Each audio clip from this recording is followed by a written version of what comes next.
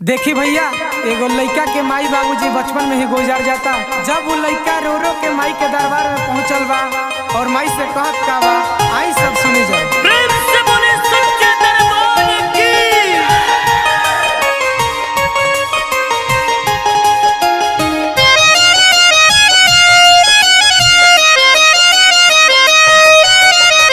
सुनी सुनी सुनी माई हमर पुकार हो, सुनी सुनी सुनी माई हमर पुकार हो।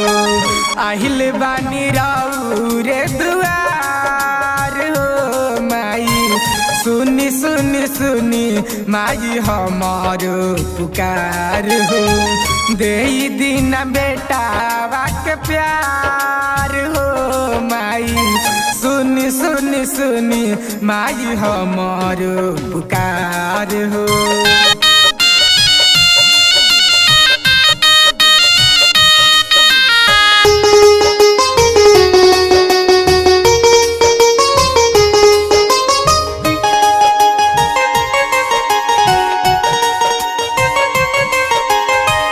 बचपन में मिलल नाही माई के दुलार हो, अब केहू करत नइखे हमारा से प्यार हो।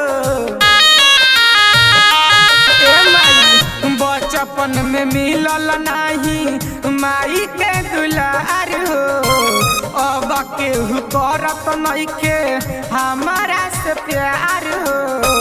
विनती करिले बारंबार हो माई, सुनी सुनी सुनी माई हमार पुकार हो। दे दिन बेटा के प्यार हो माई, सुनी सुनी सुनी माई हमार पुकार हो।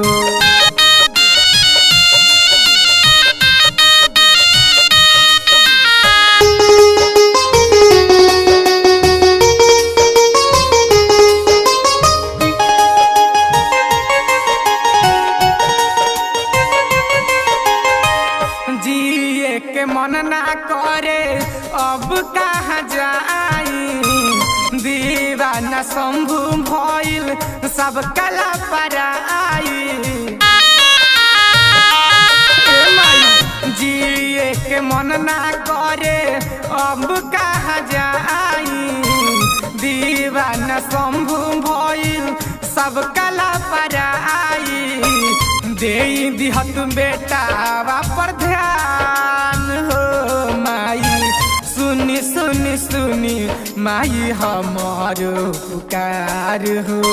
दे देती दर्शन एक बार हो माई, सुनी सुनी सुनी माई हमार पुकार हो। दे दन बेटा बाप के प्यार हो।